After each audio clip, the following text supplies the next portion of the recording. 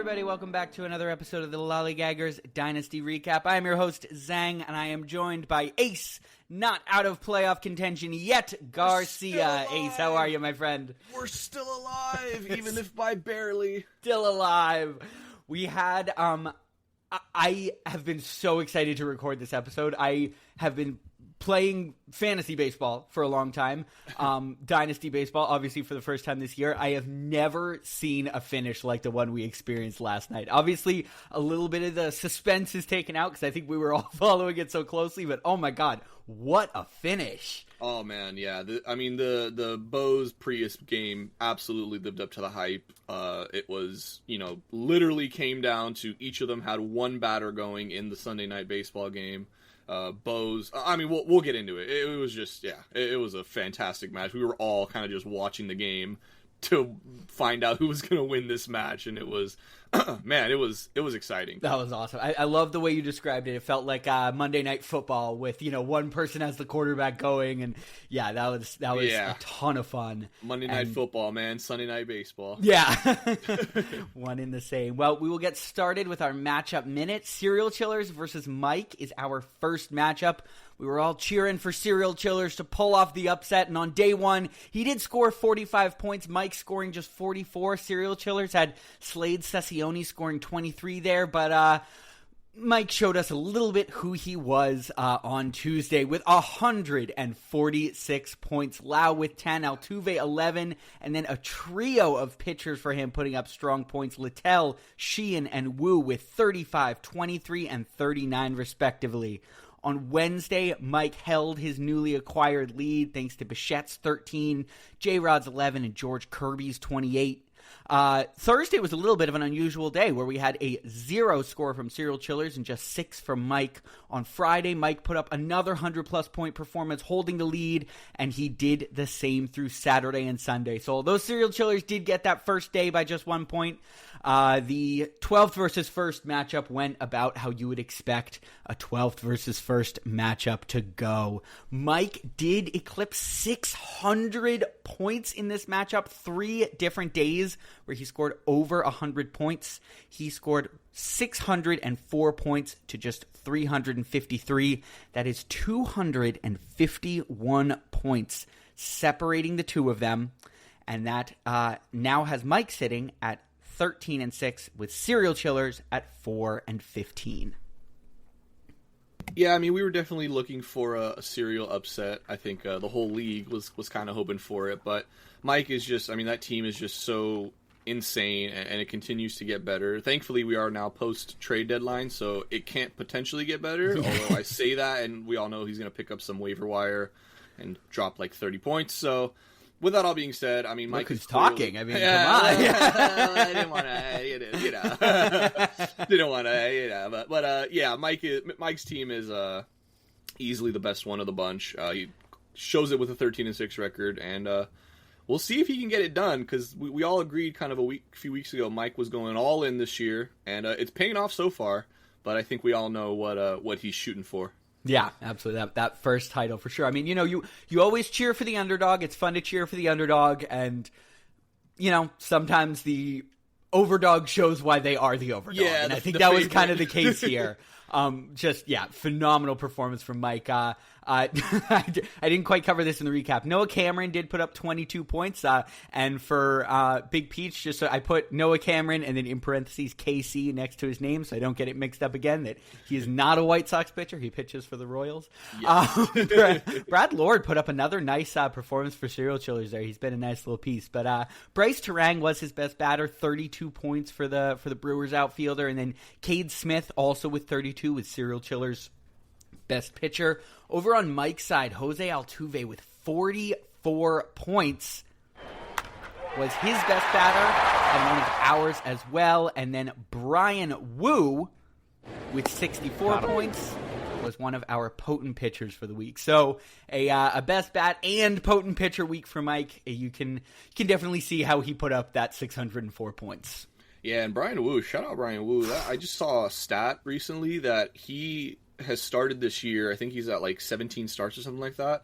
All have gone at least 6 innings plus. So that is just insane. You really don't see pitchers average, more than 5 innings typically, much less more than 6, and he's done it every start. That is insane for him and the Mariners, and I think we kind of knew, about a year or so ago that he was going to turn into a star for them, and he's showing that. Yeah, this is very Red Sox specific, but you all can get Schadenfreude listening to me for this. This offseason, there was a deal on the table that Craig Breslow turned down that was Tristan Casas for Brian Wu 1-for-1. And every time I see a Brian Wu 40-point performance on Mike's team, I just cringe a little bit thinking about that. So that's my little Brian Wu anecdote. But yeah, I mean, he is just unbelievable. He's been, I think, above all else, just consistent this year. Like you said, that was 6, so good. And I think that's kind of the cool thing about the Mariners rotation is they have a little bip of everything. They have some of those really consistent, reliable workhorse type guys. They have some of those super high end, just toolsy kind of pitchers, and then they just have a really nice mix. So that's a fun team to watch, and especially in a league that I think we can see is pitching heavy. Yes. Mike having so many Mariners, we can maybe get a little bit of an insight into one of the factors that makes his team so good. Yeah, Mariners and Phillies seem to be what his staff is made of, because he's also got Christopher Sanchez and Zach Wheeler. He's got a nice combo there, yeah. Good for him. Yeah. Alrighty, well, our second matchup was JMC versus Inten. JMC came into the week in 6th place and Inten in 10th, looking to work his way out of a little bit of a losing skid after his meteoric rise back into contention. JMC did open up with the lead on 77 points, thanks to 13 from Varsho and 21 from Verlander. Varsho put up another 22 on Tuesday, but over on the other side, Shota Imanaga put up 32, pardon me. The reason I said 21 is because, unfortunately, Mackenzie Gore put up a minus 21, which really hurt Inten, who recently acquired Gore via a trade. Wednesday saw JMC put up 113 points and hold the lead he established on Monday. 40 points from Gavin Williams. The same would be true on Thursday in terms of holding the lead, and it would go through the weekend as well. Certainly want to make sure we shout out 32 points from Chase Burns, 18 from Michael Harris, and an 18 from William Contreras on JMC's side, 26 from Imanaga on Sunday, and then Mackenzie Gore with a nice bounce-back start, 37 points on Sunday, which is certainly something to enjoy for JMC. But unfortunately, it would not be enough as JMC, or for Inten, pardon me. That was a nice bounce-back for Inten. It would not be enough, however, for Inten as JMC would go wire to wire on this win. Now sitting at 12-7 with Inten at 7-12, and unfortunately, it seems like the Linsanity run is a little bit over, and he may be out of contention. Yeah, definitely. We were really hoping to see kind of a St. Louis Blues for you hockey fans type run out of 2019 type run out of Inten. Where, at one point you're bottom of the standings and then all of a sudden you're on top of the world. So we were all really rooting for him. He had a chance, a 50-point match doesn't sound like a lot. Although Inten did, was down about 150 points coming into the matchup. So he had a big hole to climb out of. But yeah, unfortunately it does look like Inten is going to have to start preparing for next season. As with that loss there. Yeah, it does look that way. Like you mentioned, 49 points separating the two of them, 437 for JMC and 338 over there for Inten. Michael Harris was JMC's best batter. He's made a really nice resurgence recently. I know, JMC, I believe, traded for him or picked him up on waivers. I think maybe Al Martinet had him. I don't remember exactly, but that's a guy we know JMC is backed for a while, so nice to see him bouncing back with 35 points. And Gavin Williams on just that one start, but 40 points for that one start, was JMC's best batter. Xavier Edwards, the part of that Marlins super team they've got going on right now, he had 38 points for Inten. And Shota Imanaga with 58 points was one of our potent pitchers for the week and also Inten's best pitcher. Yeah, we already mentioned, Mackenzie Gore had a chance to really, cement himself into one of the top pitchers for this week, but a rough 12 hits, 8 earned runs allowed in the first game of the week for him against the Athletics. So yeah, bit of a rough one there. He did bounce back, but minus 21 from your starting pitcher one of the games. That's a real tough one to try to bounce back from. That's tough, yeah. Not great, Bob. It's interesting with Gore. He is. This has definitely been, I think, in a lot of ways, a breakout season for him, where he's viewed as kind of like in a way, a top pitcher in the league. But boy, he feels kind of feast or truly famine. I feel like his scores are either like almost 40 points or like minus 15 plus. The crazy thing is too is that he started off the season like very hot. He had a couple of single digit performances, but 5 out of his first 7 games he was putting up 20 plus points or more. And he was riding that pretty well into the season, and then just recently, the last 5 weeks, I mean, he's had 3 negative performances all within the last 5 weeks, and those are his only 3 negative performances of the year.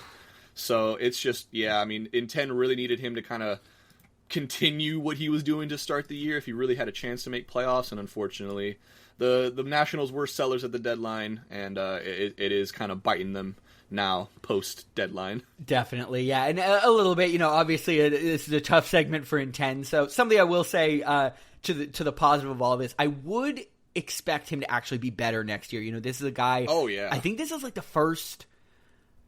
I would have to pull up his pitching logs, but this is definitely the most innings he's ever thrown in a year. And, that's kind of a red flag there where you see, hey, he was really, really, really great through, the All-Star break and then started to tail off. Like, that's pretty common for a guy with workload concerns. So, yeah. As he kind of gets a little bit more used to that, you might see maybe not exactly that, level that we saw at the beginning of the year, but he might sustain it a little bit better through the end of the year. So that is certainly something to look forward to next year for Inten.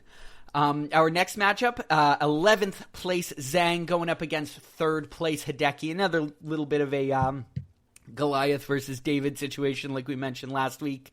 And this was another situation of an overdog showing why they're higher up in the standings. Hideki took an early lead with 86 points. Casey Mize had 21 for him there. Nice to see. On Tuesday, I did bounce back a little bit with a 100-plus point performance, but it wasn't enough to take the lead as Hideki still scored 96.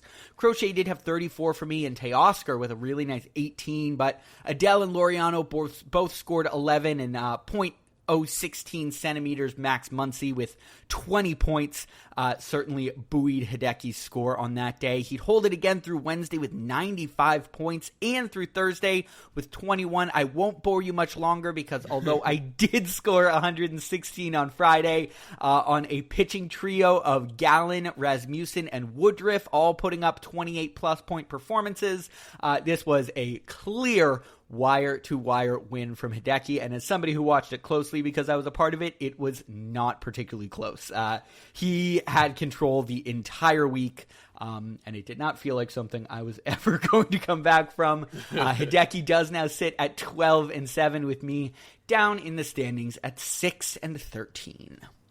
Yeah, so I am currently 0 for 2 in teams that I was rooting for to lose this week, as I mentioned, with my, being 2 games out of a playoff spot. And, so rough first couple of weeks. I was really hoping for some underdog wins. Did not get them. But, it gets better. It gets a little bit better. It gets better. Starting in our next matchup, of course. Yeah, Xander Bogaerts with 34 points was my best batter, and Garrett Crochet also with 34 points on just one start there was my best pitcher. Over on Hideki's side, we mentioned it before, Max Muncy with 37 points was his best batter, and Edward Cabrera with 44, really establishing himself as one of the premier pitchers, certainly for fantasy, if not just in the league. He was Hideki's best pitcher over there. Yeah, Max Muncy, man. And there's the classic, copy pasta that Hideki loves posting in the chat, and I get physically angry watching Max Muncy hit. Yeah. He just doesn't chase. You can almost hear him sneering. That's 0.16 centimeters outside as he takes ball 1. 2 strike counts don't faze him, then he'll whip out a hellacious dong on the 9th pitch. He's suffocating. He's Max Muncy. That's my favorite line, that hellacious dong. Absolutely love that. I need to get that Fantastic. plastered on the wall somewhere. Yeah. And by the way, this is not Max Months related, but I just want to give a shout out to Oki Sooner for dunking on me in the anything but 9 innings chat. That was so funny. That was fantastic. Shout out Oki, man. Yeah, that was props to that. I love the idea of people who are not like closely following the league and don't know what's happening. They're just like, what the fuck? Like, what are they talking about? I thought we were talking about spiders, dude. This is Spider League. Like, love the GIF games from everybody afterwards too. Big time. Just Oh yeah, everybody just contributing in that regard. Very good. Yeah, and this is good. Well, I know this wasn't exactly the matchup you were hoping for. Sorry, I couldn't totally help you out there, podcast host to podcast host, but Ace would not need too much help of his own as he came up against the 8th ranked Oki Sooner. Ace in 7th place, so the two of them mashed right together there in the standings. This was obviously a pretty important one for seeding and standings purposes. Oki came in at 8 and 10, pardon me, with Ace coming in at 9 and 9. So they're right there. This could obviously tie them up. Very important. The last time out they did meet, Oki did win. So if Oki had tied it up, obviously they would have been tied in record, meaning it comes down to total points scored. And so, yeah, pretty important matchup. And Oki did come out strong with 108 points on that first day. Thanks to, again, a trio of pitchers, 25 from Lauer, 29 from Kikuchi, and 31 from Quinn Priester over there. Over on Ace's side, Michael Garcia and Stanton both put up 10 for him. But on Tuesday, Ace would get a nice 103-point birthday present thanks to 44 from Evaldi and 21 from Freddie Peralta. Just 17 from Oki Sooner on that day did end up ceding the lead to Ace, but he took it right back on Wednesday with 127 points. Luke Keishel, who we will be talking about later, do not worry. Luke Keishel with 12 points, Trevor Rogers with 25, and Cade Horton with 30. Big day there. He did hold it again on Thursday, despite only scoring 1 point to 47 from Ace on that typical low-scoring Thursday day. But on Friday, Ace would reclaim the lead with 33 points to just 8 from Oki Sooner. Held it again on Saturday thanks to his hometown Blake Snell's 28 and 30 from Hurston Waldrop. And on Sunday, he would seal the victory with his last 100-point performance of the matchup, 104-66 there. Freeman with 14, Kerry Carpenter with 15, and Cade Povich with 24. Very impressive. The one I didn't mention, of course, was on Thursday. I did say Ace scored 47 points. 45 of those came from Jacob Lopez, who we will be discussing a little bit more later, too. Keishel had another 12 on Sunday for Oki Sooner, but unfortunately was just not quite enough to get him across the finish line. Ace did pull out the last-minute victory on that Sunday. He is now sitting at 10 and 9, very closely in contention for playoffs. And Oki Sooner, it does seem like, unfortunately, at 8 and 11, the ride may be over for him, as it would, I believe he is I believe he is officially now eliminated from playoff contention. Yeah, I think this one had to put the nail in the coffin for him. Obviously, Oki, it was a great matchup, close pretty much the whole week through. I think we were only within a couple of points going into that Sunday night matchup. And man, we'll get to it right now, but I don't know how the hell I pulled this one off. This was straight waiver chasing, and with Waldrop, that was also a huge surprise. I didn't realize on his first time he got called up a week prior on the 2nd of August. I didn't even realize he got called up, and he put up 23 points. So I was like, damn, got to be on the lookout for him to get his next startup. And sure enough, I read the reports. He was going to be in line for one of the doubleheader matchups 2 days ago on Saturday. And man, did he show out for me. My pitchers definitely showed out for me today, even though not all of them were on my team to start the week. Master of the waiver wires, Ace Garcia. Yeah, really impressive. Or, call up. But it was definitely, I love when, weeks kind of have a theme. And, like, the theme of your win this week was, like, pickups or call-ups, scoring ridiculous points. That's kind of cool. Hurston Waldrop, I think, came back in that Zach Wheeler trade for you. Is that right? Yes, that is correct. Yeah, so that's nice to see the returns from that showing out even this season. And yeah, Michael Garcia, who's been showing up a lot on your best batters. He, with 35 points, was your best batter for the week. And Jacob Lopez with 44. Got him. Was not only your best pitcher, but also one of our best pitchers. Don't stop there, though, because Nate Eovaldi with 44 got him. Was also one of the league's potent pitchers. A double potent pitcher performance from Ace. And then over on Oki's side, Luke Keishel with 34 points. Was one of our best batters, and Yusei Kikuchi with 42 was his best pitcher. Luke Keishel has been a fucking revelation for Oki Sooner. This is, of course, something I should have had up beforehand. I know he acquired him in a trade, and I'm looking it up right now, which trade he acquired him in. But he got him as a prospect. I think from Al Martinet. Let's see. You got him from Flaming. From Flaming Prius, pardon me. Yeah. This was the Quinn Priester trade as well. That's what it was, the Quinn Priester and Max Fried trade. So obviously we know that has been a little bit frustrating over on Prius's side, and there was an unfortunate, as we know, negative point from Quinn Priester on this final day, but man, has Luke Keishel been good. The Twins are kind of a ripe ground for prospects right now, where they are calling up absolutely anyone with a pulse. There's a guy who's in the Red Sox system for a long time. Oh my God, now I forget his name. It's something with it, Fitzgerald. And he was literally like 3,000 minor league games, and they're doing like a Make-A-Wish thing basically with him, where they called him up and he got it's just any prospect is getting a chance with the Twins. And it's really cool in our format to see how that can actually be really good for a team like Oki, who has Luke Keishel getting regular at bats in the heart of a lineup and fucking producing. He has been so good. Yeah, I mean the thing is too is Minnesota, I mean, they obviously had, I'm going to totally butcher this, but I think it's Eduard Julian? Eduard Julian. Yeah, and he, he got sent down to the minors for a little bit, got called back up, but, I mean, at this point, with Keishel playing as well as he is, you can't give back the starting job to Julian after this. I mean, Keishel has just been absolutely killing it.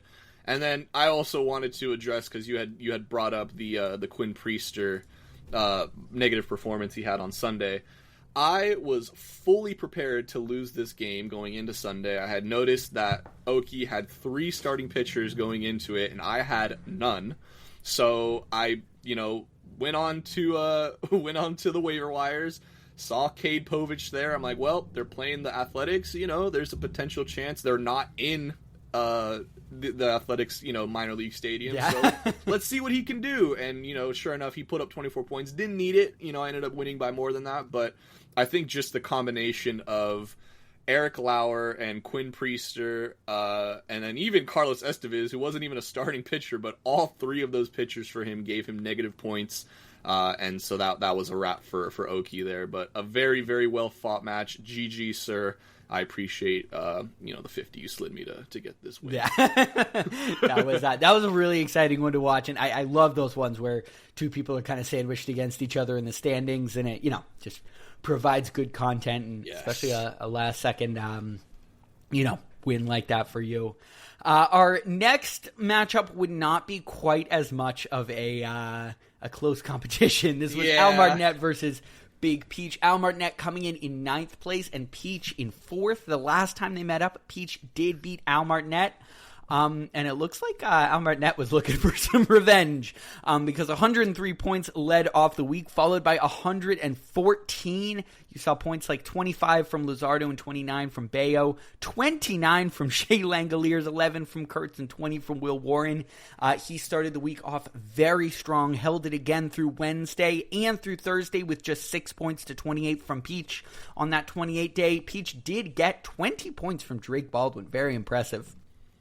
On Friday, both of them had a low-scoring day, 33-22, where Al Martinet continued to hold that lead. Unfortunately, a -12 from Lugo would hurt Big Peach's performance on that day. He did hold through Saturday and Sunday as well with a wire-to-wire performance. Langoliers putting up another 15 on Saturday.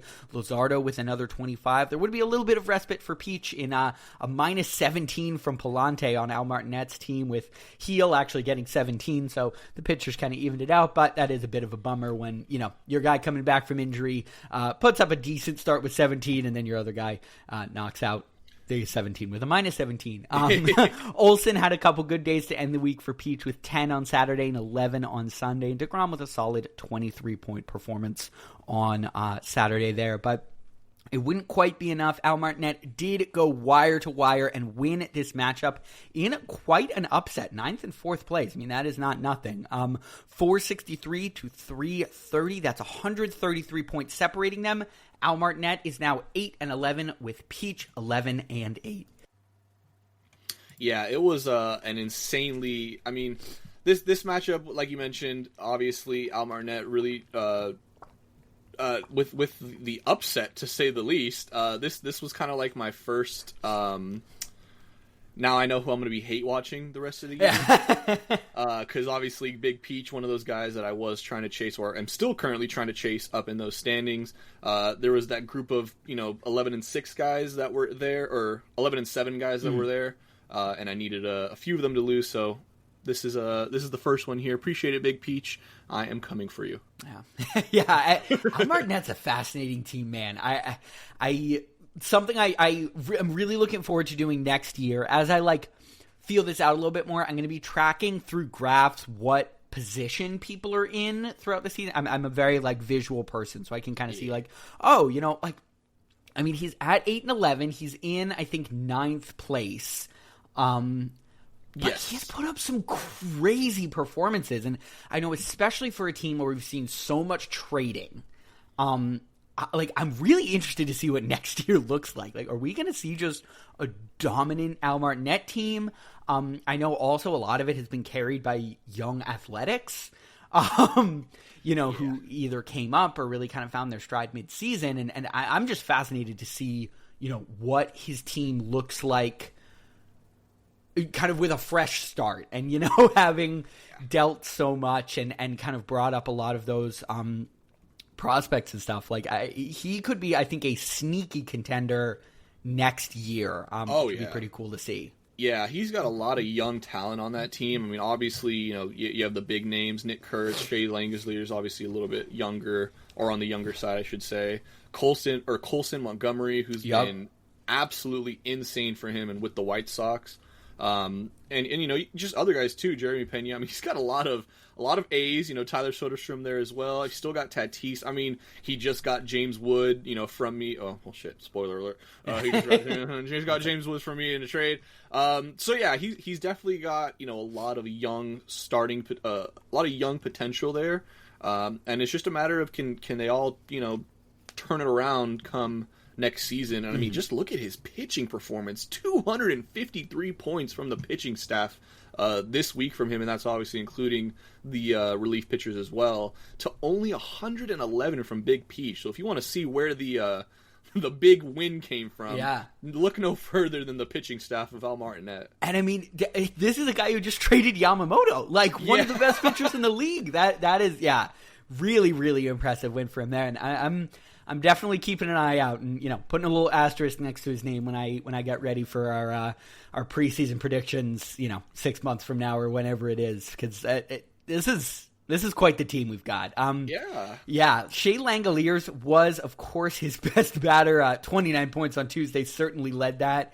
He was also one of our best batters for the week in the league, and Jesus Luzardo with 50 points was not only Al Martinet's best pitcher for the week, but one of our best pitchers. Over on Peach's side, Corbin Carroll with 34 was his best batter, and Robbie Ray with 23 was his best pitcher for the week. Yeah, not a lot of help on Big Peach's side. Obviously, it's really rare if you don't have any best batters or potent pitchers of the week. You're probably not going to win that game, especially when your opponent has one of each.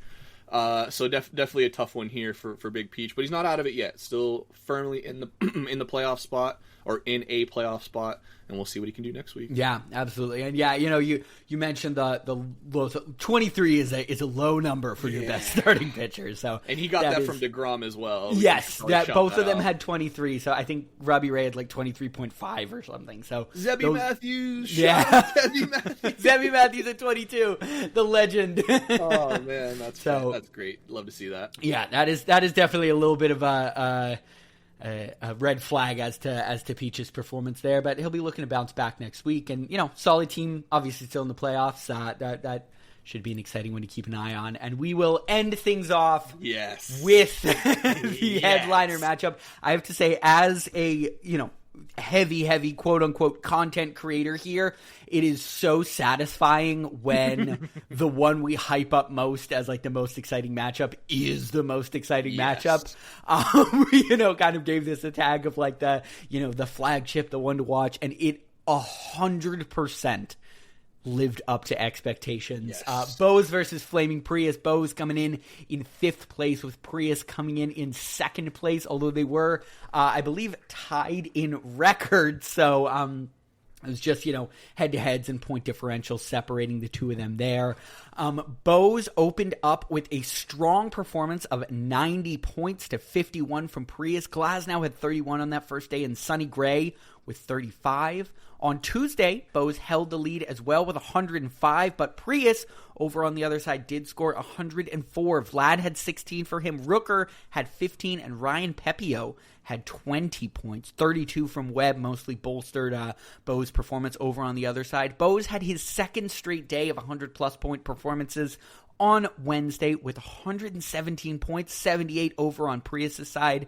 For Bose, we had Naylor scoring 13, Shohei scoring 29, and thank God for Jeffrey Springs also scoring 29. On Thursday, minus 6 points from Bose, 33 from Flaming Prius, but Bose had built up enough of a lead that he did hold that lead through Thursday, even with the minus 6. Like I mentioned, 33 for Flaming Prius. 32 of those came from this Paul Skeens guy. You might have heard of him. On Friday, Bose scored 68 points to just 103 from Prius, but Bose did hold that lead still through Friday. Trey Turner with 19, Luis Castillo with 26 over on Prius' side, and a really solid 25 from Kershaw and 21 from Ryan on Bose. On Saturday, with 65 points, Bose held the lead once again. Shohei scoring 10 points and Rooker scoring 14 over on Flaming Prius' side. And finally, it came down to Sunday. Literally, the last batter of Sunday Night Baseball basically determined it, because it determined whether, Contreras would come back up to bat or not, and could potentially strike out and lose Bose the matchup. But with just 47 points to 65 for Flaming Prius, Bose did win. As close as this matchup was, it was actually a wire-to-wire win for Bose. He never seceded the lead in terms of, at the end of days to Prius. He did win 488.7 to 488 for Flaming Prius. For you math folks out there, yes, that is just 0.7 separating the two of them. By far the smallest margin that we have had this year. Bose is now sitting at 12-7 with Prius at 11-8. Wow. Thank God for Jeffrey Springs. Thank God for Jeffrey Springs. I just want to shout out really quick for Jeffrey Springs. I know we kind of we made fun of him a little bit, thank God for Jeffrey Springs, we need to put on a t-shirt. This guy has legitimately been dealing. If you just look at his last 6 starts, he had one really rough one against Cleveland. However, I take that with a grain of salt, because his prior matchup against Cleveland, he absolutely shut them down. So, kind of take that. I always say, if a starting pitcher is going to see the same team twice in a very short amount of time, if he dominates them that first matchup, chances are he's probably going to get lit up that second one, just because you have so much fresh film and a lot to look at and things to adjust. So I take that with a grain of salt. But his last 5 games, not including that Cleveland, 23.2, 28, 25.7, 31.9, and 29.2 points, all have gone at least 6 innings at plus. Wow. Oh my God. Jeffrey Springs, what the hell? It's like almost not a joke anymore. It's not. It's still a bit, but Yeah, he heard us making fun of him, and he's like, "Oh, that's cute. Watch this." Fuck those podcasters and their 10 listeners. Hanging a deal. Bose is just absolutely loving the shit talk we were giving him because he has truly awakened the Jeffrey Springs era. Yeah, on that same day, Wednesday, I think we saw our first ticket into what God Mode Ohtani looks like in this league. Shohei scored 29 points on that day. I believe he hit a home run, 2 for 3. So I don't know the exact numbers, but he also pitched 4 innings. So this is a guy who racked up, a pretty good day as a batter and a pretty good day as a pitcher, and puts up 29 points. And again, this is a guy just going 4 innings. We can expect him to start going 5, 6, 7 later down the road. This is why he is so, and I genuinely mean broken, because he can acquire both those points. And it does put me in a little bit of a pickle as I'm making these sheets because Shohei scored 62 points for Bose. Now, in terms of the system of how I'm going to do it, I'm not going to list him as a best batter or a potent pitcher unless Fantrax is actually very helpful. It specifically lists out his points as a batter and as a pitcher. So unless he is truly one of the best batters, or potent pitchers. Thank you. I am not going to list him because otherwise he would just always be there for Bose because he's always outscoring everyone. It's just going to be like the Ohtani rule at this point where we already know he's going to be both best batter and potent pitcher, so he just has his own place. So he just has his own little place. Yeah, 62 points there for Bose. Oh my God, when he starts going, oh jeez. Yeah. Jesus Christ. And Bose is the thing is too, Bose took him obviously with the first overall pick. Shocker. It wasn't like you were going to pick anybody else. And he is dominating. He's, obviously 12-7 in a firm playoff spot. This would be a different case if it was Bose, kind of not quite there in a playoff spot. But, he has Shohei, he has a lot of solid, players. He could definitely make a push next year. No, the Bose era is starting now. Yeah. And with Shohei leading the way front and center. We're in it. Yeah, that is, he is definitely leading that team. Well, it is so funny, too, you say, God, he's so broken, doing both. Meanwhile, before he was pitching, he was still showing up every weekend, Bo's best batter. So the full Shohei experience is finally being unlocked in front of our eyes, and it's scary. Yeah. Scary for the rest of us, very fun for you. Yes. Naylor was Bo's best batter over there. He settled in really nicely over in Seattle, and he was one of our best batters for the week with 44 points. Sonny Gray with just 35 was Bo's potent pitcher. He actually scored much higher than that. This is something I forgot to mention in the recap. Of course, the sort of dramatic accidental maxing of starts on Saturday where I think one of Bo's relievers got a last minute, was sort of an opener. And so he didn't get performances from Sonny Gray or Tyler Glasnow, both who had really good performances on Sunday. So Bo was kind of, pulling out the win. Despite that, was obviously pretty cinematic. Over on Flaming Prius's side, the recently acquired Vlad with 49 points was not only his best batter, but one of the league's best batters as well. And then Skeens with those 32 points I mentioned was his potent pitcher.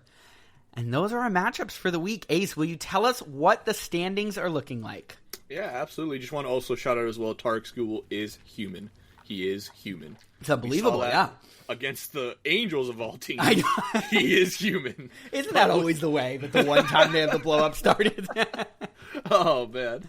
But with that, like you mentioned, yes, getting right into the standing segment. So, of course, our king of the standings so far is, of course, Mike at 13-6. Firmly still in that first spot by himself, back-to-back weeks. Only person, like I mentioned, with a 13-6 record. Only person that has double the wins to his losses. So just absolutely insane dominance from Mike so far in the year. And I'm sure it will continue well into the postseason as well. Rounding out our top four is Hideki, JMC, and Bose, respectively, all at 12-7. Obviously, all three of them coming away with wins this time around, and JMC finally moving up in the standings. We were mentioning, last week he had taken the win and still somehow moved down in the standings just because that's how tight these rankings are. But with a back-to-back, or I think he's actually on 3 weeks in a row with a win now, firmly in that 3 spot. And going down now to the 5 and 6 spot. Actually, I should mention Bose in that 4 spot, like we mentioned. insanely tight game. Almost got screwed with the start limit because, man, if he loses that game after Sonny Gray put on that performance on Sunday Night Baseball, that would have been heartbreaking to say the least. Prius right behind him, like we just mentioned, the insanely close game at 11-8, and Peach right there rounding out the playoff line at 11-8 as well. Myself, Ace, right below that playoff line and only one game out at 10-9. The hope is still alive. The dream is still there. And moving further down to the 8 and 9 spots, you have Oki and Al Martinet, both at 8 and 11. This kind of marks the eliminated tiers now. 3 games out at this point. Oki, I think we need to go 3-0 and hope. And actually, just 2 weeks left after this one. Oh, 2 weeks. Never mind. So, So yeah, eliminations are firmly here now. Oki, Al Martinet are unfortunately officially eliminated from playoff contentions. In 10, right below them at 7 and 12. Zang right below that at 6 and 13, and holding true, if anything, you can't say he's not consistent. Serial Chillers at 4 and 15 at the basement, holding that spot strong and true. I may be in 11th place, but I'm no longer the lowest scoring team. I now have 100 points more than Serial Killers, so suck on that. Small victories. No, yeah, great to see JMC up there in 3rd place. He is, as somebody who put a little cash in his bank earlier with predicting him, to make it to the finals. That is nice to see. And after giving him a loss. Yeah. Sorry. Hey. I had to. Fair enough. And yeah, it is. I'm glad that going into these last 2 weeks, we have the playoffs are totally set. I think. Let's see. I'm doing a little thinking as we see it. So we have 2 teams at 11-8 and 1 at 10-9. So Ace, if you win next week, that would put you at 11-9. So if one of those teams loses, it looks like you're back in. But I have to go to head-to-heads after that. I think that it would go to head-to-heads, and so that's all kind of stuff I'll have to dive into and look at closely before next week as we get into 2 weeks left coming up. Not much more, but definitely must win territory for Ace, and yes. The playoff picture it's coming. It's coming together. It was blurry about a couple weeks ago. It's a lot more clear now. It is looking much more clear, absolutely. Well, we'll get down to our bench blunders. As I said last week, a little bit of a new format with these where we're doing kind of a top 3. I'll start us off with our bats, who we had a lot that came up near the end of the week. 15 points from Kyle Manzardo on Serial's bench on Sunday. Matt Shaw also had 15 points on Serial's bench, but that was on Saturday. And then kind of a very big and surprising one, Noelvi Marte with 17 points on Sunday for Mike was the most points left on the bench by a batter this week. So all in that, Mike and Serial matchup there, which was probably not decided by batters left on the bench. But those 2 15s and the 17 were the most points we saw from them. Yep, moving on now down to the arms in terms of bench blunders. We have Max Scherzer, who put up 16 points for JMC. Didn't really make too much of a difference in terms with how much JMC won by, but did have those there on his bench. AJ Blueball putting up 19 points on Tuesday for Hideki, and Hideki also having the top bench blunder for the pitcher, with Cade Cavalli putting up 20 points on a Wednesday. So back-to-back, basically 20-point performances that Hideki left on his bench. Once again, did not matter, as he did win firmly by about 90 points there. So, could have won by more, but didn't even need it. Yeah. And I think that the Blue Ball was he was left in the minors. So, that is, and honestly, shout out to JMC for kind of bringing that back up. That's, I think, that idea of a player being minors eligible, like either, for, I don't know what we make the limit, if it's their rookie limits, if it's, whatever it is, but, giving a little time to let guys marinate, not needing them to, immediately produce right away is definitely something, that I think we will be voting on for sure come this winter. And I know Blue Ball was dropped right afterwards, I believe. So it was a bit of a he was there, but not not good enough to quite make it. But down to the wasted waivers, pardon me. On the wasted waivers, we had a few guys who were, left on waivers and could be helpful. Nathan Lukes was our first one, a left fielder, center fielder, right fielder for the Blue Jays, I believe. He put up 36 points. Solid, utility outfield bat there. Marcelo Zuna from the Braves with 40 points. He is a util-only player, so he can only fit into that DH spot. And then Jurickson Profar with 43 points. He is listed as left field only, and maybe has a little bit of extra juice to be hitting those 43 points worth of tanks. So those are a few bats if you're in need of one. Yes, and now moving on to the arms, and totally just flubbed my words there. Moving on to the arms in terms of the wasted waivers. Number 3, we have a Philadelphia pitcher in Taijuan Walker throwing up 31 against Baltimore.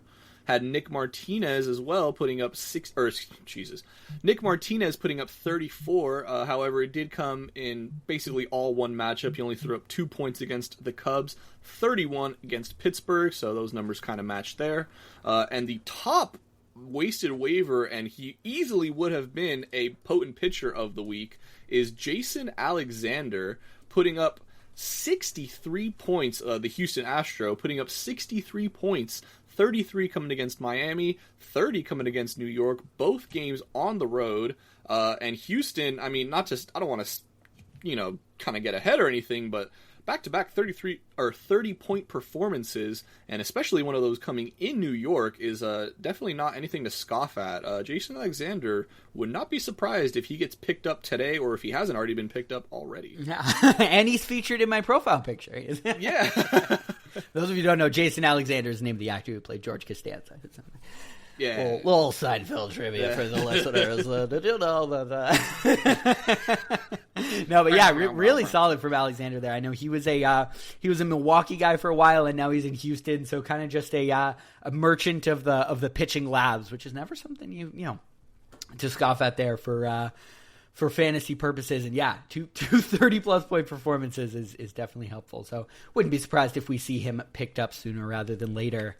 On Wednesday, the trade deadline came and passed, and it did not disappoint. No, it did not. I was a little bit like, all right, we've had all our trading, we got it all done, and then down to the wire, trades were flying. And there were some bombshells, massive trades, and that's the fun part too. This wasn't like reliever for 2026 third round draft pick. Like this was like young up and coming superstar for aces. This was insane. This was a serious thing. So we've got 10 trades here. I'm just going to kind of read them out, and then Ace and I'll quickly riff back and forth on what we think of it as we kind of go down the 10 trades. And this will be the end of the kind of trades for the transaction tracker. So in the next couple weeks, I might keep a closer eye on the waivers. Just kind of keep an eye on any, it's kind of surprising to see that guy got dropped, or this was a really nice ad. But,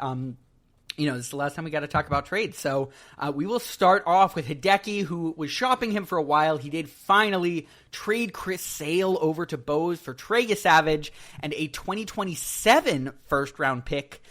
And a 2027 second-round pick. So Hideki getting quite a bit of draft capital, not for this upcoming draft, but for the one after that. And Trey Savage, who made his way over to me from Al Martinet, and then has finally made his way over to Hideki. But Bose shores up that starting rotation again with a big arm in Chris Sale, who should be coming back from injury soon. Yeah, absolutely. I think, Chris Hideki's just selling high on Chris Sale, kind of regaining some draft capital for the future. He's obviously in a playoff spot at the moment. I don't want to say rare, but interesting trade between two teams that are in both are in playoff spots at the moment. And Bose selling some future assets for a win now piece in Chris Sale. Very interesting to see how that works out for him come playoff time. However, getting into the second trade now, we have one of the members of the pod, Zang, trading over Jeremiah Estrada to Hideki for Matt Chapman and a 2027 third-round pick. So Hideki kind of recouping a little bit, not in the pitcher side, but grabbing a third baseman in Matt Chapman. Although, actually... Yeah, it actually went the other way.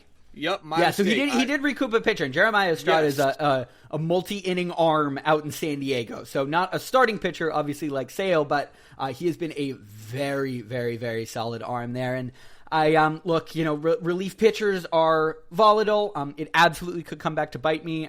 He could be great, for the continuing. He could be great going forward, but I think I trust a little bit more a bat like Matt Chapman to be sustainably good. And since I'm very much out of the picture this year, seemed like a worthwhile one. Picked up a little bit of draft capital, next year as well, as I've traded a lot of picks away. I'm going to be so honest. I was looking at your matchup because I was like, oh, it's a trade, kind of a rare trade where, the guys playing each other make a trade. And I saw Matt Chapman on both your teams, and I kind of just threw a dart. You just threw a dart. Yeah. I was like, all right, we'll go with this way. I mean, I've got more than enough third basemen, so that was a fair dart to throw. We'll get back down to that in just a little bit. But the ever-active Mike did trade Lenyon Sosa and Emmett Sheehan over to Al Martinet for Noelvi Marte, Tony Stantolin, and Landon Roop. So this was, kind of an interesting, a bunch of, you don't want to say filler pieces, but I don't feel like there's a headliner to this trade, Right. There's not oh, this is the Lenyon Sosa trade. It's just kind of a lot of those guys, but. This is when you might look back on later on and okay, so there were some big names in there. If Sheehan ends up being, he's probably the biggest name in this trade, I'd argue. Definitely, yeah. Noelvi Marte would probably be the other contender there, but yeah. So that's, could be one, but both of them kind of trading out some lottery tickets, and both paid off nicely. I mean, Lenyon Sosa showed up a bunch for Al Martinet, and, obviously Noelvi Marte had that 17 points, even if it was on the bench. So, solid trade for both. Absolutely, absolutely. And now getting into another trade involving a pod member, we have still Zang trading away a recently acquired Kyle Finnegan and Mark Vientos over to Mike for Pablo Lopez. So Zang trying to get, obviously, the starting pitching staff set for next year. Pablo Lopez, a fantastic addition. And Kyle Finnegan, the recently traded Kyle Finnegan, who obviously was on the Nationals, now on the Tigers, going to be serving a much bigger role for a playoff caliber team. Mark Vientos as well, a nice little piece to accompany Mike for a little bit of depth. And like we mentioned, Mike, he's gearing up, man. This was the last chance. Obviously, if we had to go back and probably count, we wouldn't need to do much, but I think Mike is easily the most, has completed the most amount of trades in the league so far, and yet makes another one here, just once again bulking up for a nice playoff run, and his team is looking terrifying. Yeah, absolutely. And for those of you like, oh, why is he loading up if Pablo Lopez is on the IL? Probably won't be back for... I would be surprised if he's back this season. I don't know why. Notice how I said loading up the pitching staff for next season. Yes, yeah. Keyword next season there. Yeah, I mean, that was kind of my thought here. Look, my pitching staff, I think, is really what let me down this year. I just did not have enough pitchers. I obviously had that Ace and Garrett Crochet, but really needed some more of those kind of 400, 500 type guys that I talked about. And when I acquired Matt Chapman, that made my third baseman. And when you have a third base room of Alex Bregman, Matt Chapman, and Mark Vientos, there's an obvious, duck out of line there in Vientos. And in kind of a funny, just behind the scenes, Mike and I have literally been talking about a Vientos trade since week 1 or 2. We have probably sent, I think in almost every proposal we have done, he has been somehow either talked about or involved. So finally getting that Vientos trade off. And yeah, I did acquire Finnegan in that trade last week, and he helped me get a nice solid pitcher for the future in Pablo Lopez. So solid there. I did not stop trading. I am still, looking to reinforce that pitching staff. This was a 1-for-1 swap. One I really, you can ask Peach. It took me right up until the deadline. I think he sent it to me 3 or 4 days earlier, and I was just sitting with it, going back and forth. 1-for-1 Reese Olson for Aaron Nola. Peach sending Olson over to me, and me sending Nola, obviously, over to him. A future piece in Olsen who showed up very well when he did pitch this year, and a returning piece in Nola who should be back, I think, this coming week for Peach, who has obviously, he has been a workhorse but is on the wrong side of 30. A lot of innings on that arm. It should be phenomenal for Peach going down the stretch. He's been so good, but it was just a little bit of taking that gamble that, in the next few years when I am more in contention, that Reese Olson will be that piece for me. Yeah, definitely, like you mentioned, just a futures acquisition for you. Really getting that starting pitching staff set for next year. And Nola going to be providing some solid innings for Peach in this playoff stretch. Always a nice, solid, reliable arm to get before you approach the playoffs. Going into it now, we have another trade here or the first one, I should say, from Serial, trading away a third-round pick to Big Peach for Justin Wroblewski. So kind of a low-risk, high-reward, potentially, trade for Serial. Justin Wroblewski has shown some signs of potentially, having some nice stuff there, potentially being a bulk innings guy for the Dodgers. Ultimately, though, he has shown some weaknesses as well. So a third-round pick, that is a 2026 third-round pick, by the way. That is a third-round pick this year. Nothing too much to give up for Serial, who has the number one overall pick and is ultimately going to win the Murakami sweepstakes. So just trying to take a flyer on a guy that it comes from a good farm system. You never know what he could produce for you.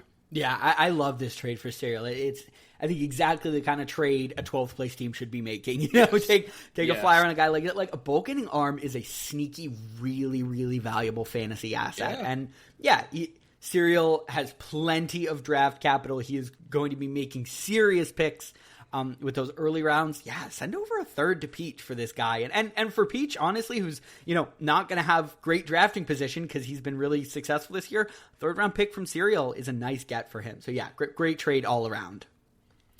Our next one was the bombshell of the deadline. It was the big trade. We saw Ace, my co-host, sending James Wood and Mason Miller over to Al Martinet for Yamamoto, Willie Adames, and JMC's third-round pick in this upcoming draft. So I know you said Mike probably made the most trades earlier. If it wasn't him, it was definitely Al Martinet, who's been very active. A lot of trades between them two as well. Yeah, I do want to see how many pieces do they have that just like straight up swapped. But yeah, I mean, there is no shortage of huge names here. James Wood, who is obviously one of the premier young bats in the league. Mason Miller, hard to argue if he's not the best relief pitcher. He is certainly top three, and now on a very competitive San Diego team. And then heading back to Ace, Yoshinobu Yamamoto. He's fucking incredible. And Willie Adames, who had a very slow start to the season, but has been white hot as of late. Yep. Coincidentally, right as I traded him away, so maybe I'm just I'm some secret sauce to it. No. But yeah, Adames has been really, really good and strong in the shortstop position there, and then a third round pick from JMC. So I mean, this trade could be the James Wood trade, the Mason Miller trade, the Yamamoto trade. Maybe it could even be the Willie Adames trade, but this is just a massive trade. So talk us through it a little bit as a person involved in the trade. What were you kind of thinking as you went through it, and yeah, what was your thought process? Yeah, so this was, I mean, it's so funny you mention it. We talk about the Dynasty, it makes it very similar to real life baseball in terms of how you run your team. You have young talent, guys that are maybe going to be great this year, but may take a huge fall off. Do you sell them high? Things like that. And so our Discord is just flowing with hey, this guy's available, taking offers for this guy. And so, Mason Miller was initially the piece I was looking to move off of. I also have Suarez on my team, who is the primary closer for the Padres this season. I'm sure Mason Miller will take over that role in the future, but obviously the younger piece could get a lot more value for him. Along came Al Martinet with Yamamoto, and I'm like, man, I was, talking with deals. I was potentially trying to get Wroblewski over from Peach, and this is why I love the fact that we're all in the same Discord, because we're all talking to each other. I was also in the market for this next trade that's coming up with JMC, and I'll talk about it a little bit there, to potentially acquire Taj. So there was so many conversations being had all at the same time, and then for this to just drop, Al Martinet, after I posted about Mason Miller being for sale, Al Martinet approaches me with this trade, and I saw Yamamoto there, and it was almost just an instant accept. Obviously a Dodger fan, but it's Yamamoto. He was somebody that I wanted to draft earlier this year. So if you can essentially tell me, because James Wood was one of my top draft picks along with Ellie, if you could tell me that I was going to take Yamamoto where I did instead of Wood, I'd be A-okay with that. would have done it. Yeah, that was one of, I think, my favorite moments of the deadline when, this trade came across and then like 5 of us all sent the offers that we had given for Yamamoto. He was obviously a very, a hot commodity there. And I think I can also say for the good of you and certainly for the good of Al Martinet, your offer blew all of ours out of the water. So he definitely got the most that he could have for Yamamoto. And yeah, I mean, Yamamoto's what, 26, 27? Yep. And James Wood is a guy who's potentially going to be winning MVP. Yeah, exactly. Like he's that good. There is obviously no clear winner or loser in this trade now, and save for a Kendrys Morales type freak injury, I don't see anybody realistically losing this trade. I mean, if you're walking away with Yamamoto or you're walking away with James Wood, you won the trade. And I think that was like pretty much the general consensus as well after the trade went through, obviously, and got posted. Everybody was just like, well, yeah, I don't think there's really a clear winner. I think both sides won in terms for what you were trying to do. Obviously, Al Martinet kind of playing to my, Dodger fandom and, offer me Yamamoto, knowing he could ask a little bit of a steeper price for it.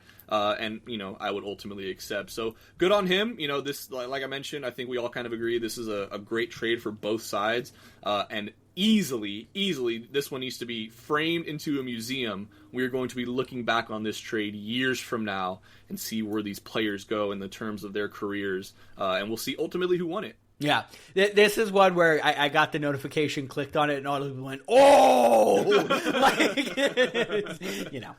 Very, very cool trade there. Not the biggest in terms of importance, but probably in terms of volume is our next trade, as Serial Chillers sent Cole Reagans and a 2027 second-round pick over to JMC for Alec Burleson, Dalton Varsho, Taj Bradley, Charlie Condon, who is the MLB number 19 prospect, number 1 for Colorado, a first-round pick, and a 2027 third-round pick. So massive return in terms of future assets for Serial Chillers there.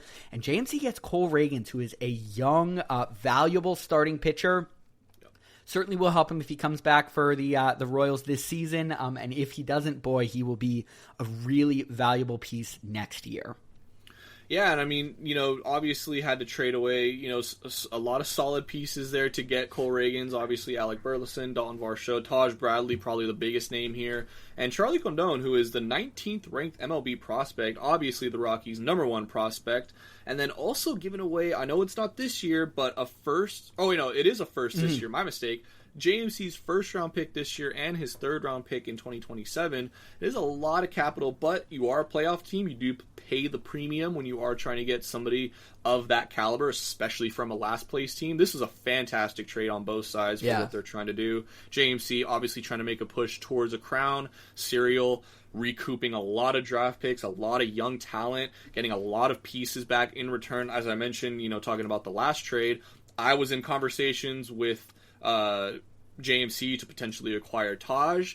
So this is just like the best thing. It really did mimic real life MLB trade deadline, where it's just a bunch of teams calling each other, multiple lines, going on at once, who's offering the best, who's going to be the highest bidder. So it was just extremely exciting. Like, getting the notifications constantly with just all the trades that were going through was like, I felt like I was really like scrolling through Twitter, just refreshing Jeff Passan pages, waiting for the next trade.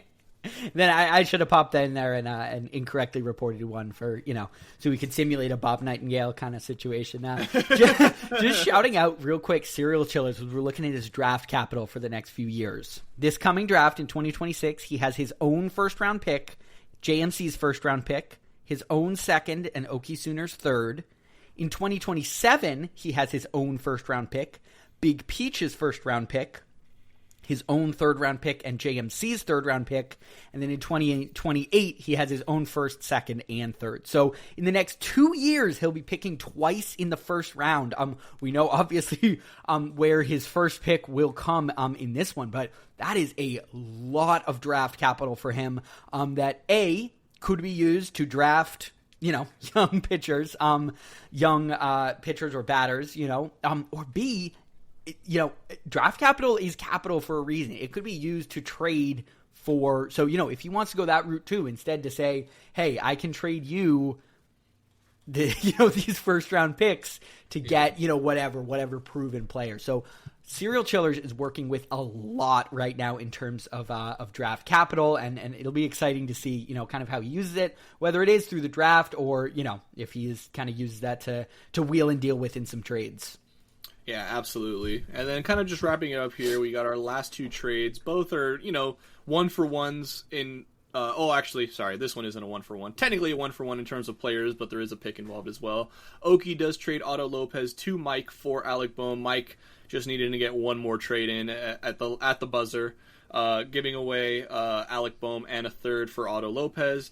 So, just again, Mike acquiring some depth at the infield. Otto Lopez has been pretty hot, I would say, as of late. Definitely swinging the bat pretty well. And Oki just, recouping. Bohm, obviously, a really, really boom or bust kind of guy. And then just getting a draft pick as well with it. Boom or bust. Yeah. And then just to round things out, we did have our final trade, a pair of Yankees going back and forth for one another. Ace sent Giancarlo Stanton over to Al Martinet for Trent Grisham. Just to, why not? Yeah, I basically my thought was utility guy. He's so limited in where I can put him in the lineup. Grisham obviously has that outfield eligibility, so just opens up more bench mobility space for me in essence. Definitely, yeah, and that wraps up our trade deadline. So that is what we've got. It certainly did not disappoint. I'm now really excited for it next year too. Like, fantasy trade deadlines aren't always as fun as the real thing, but this one definitely was. And we are moving into our penultimate week before playoffs. Ace, what are the matchups looking like this week? Yeah, man. So all these matchups last met in week 9. So first up, we got Hideki versus Al Martinet. Hideki obviously cemented in that second place spot, trying to fight for that number 1 seed. Obviously chasing Mike. Al Martinet trying to play a little bit of spoiler. Hideki did win their last matchup. So Al Martinet looking to both even up the series matchup and just score some brownie points with the rest of the league. We always love seeing those big underdog upsets. Moving on to the next matchup, we have Oki taking on Serial Chiller, so a couple of eliminated teams essentially just fighting for draft pick placement. Serial, although pretty far down there in the basement, don't think even with a win here he's given it up. For what it's worth, Oki did beat Serial the last time they did face each other. Moving on to the next matchup, we have Mike, first place, taking on In10 and 10th. As we mentioned, In10, the recently eliminated In10 officially. Mike, obviously, the favorite in this one, and he did win their last matchup. So we'll see if Mike can further cement himself into that number 1 seed. Moving on to our fourth matchup, we have Prius, another playoff team, taking on Zang.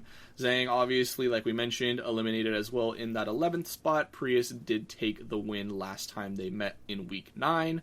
And, like we mentioned, just yet another underdog matchup. We're looking, to see if Zang can pull through for the rest of the league and provide. I'm certainly rooting for him. So definitely looking to see if Zang can provide some help here for his pod host.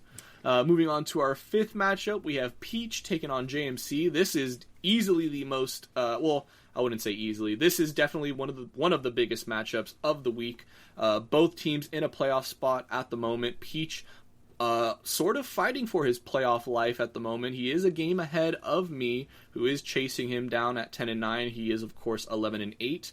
But Peach did take the win against JMC last time they faced off, so a much needed win for Peach here. This is definitely one of those matchups to highlight. However, this next matchup has to be the one to highlight, and through no selfish reason of my own, it is going to be Bose in fourth place, taking on myself, Ace, currently in 7th, only a game behind the playoff line. The last time we faced off, Bose squeaked out a 4-point win, so it was very neck and neck. I do remember that game, sadly. It was, just back and forth up until the final day, as the back and forth games typically are. Usually goes into that final Sunday and to see who's going to win. So this is essentially my playoff life. I need a win here to stay alive, and I also am rooting for a Big Peach and or Flaming Prius loss. As I mentioned earlier, going to be doing a little bit of hate watching these next 2 weeks. Sorry, boys. Absolutely. Should be a good set of matchups. And oh my God, next week we will see you to preview the final set of matchups of the regular season before we get into playoffs. That is going to be a ton of fun. A lot to keep a close eye on this week. And we're looking forward to talking with you again in about 7 days. Yes, sir. It's going to be a fun one. All right. Have a good one, everyone. Take care. You know what that makes you, Larry? Lollygaggers. Lollygaggers.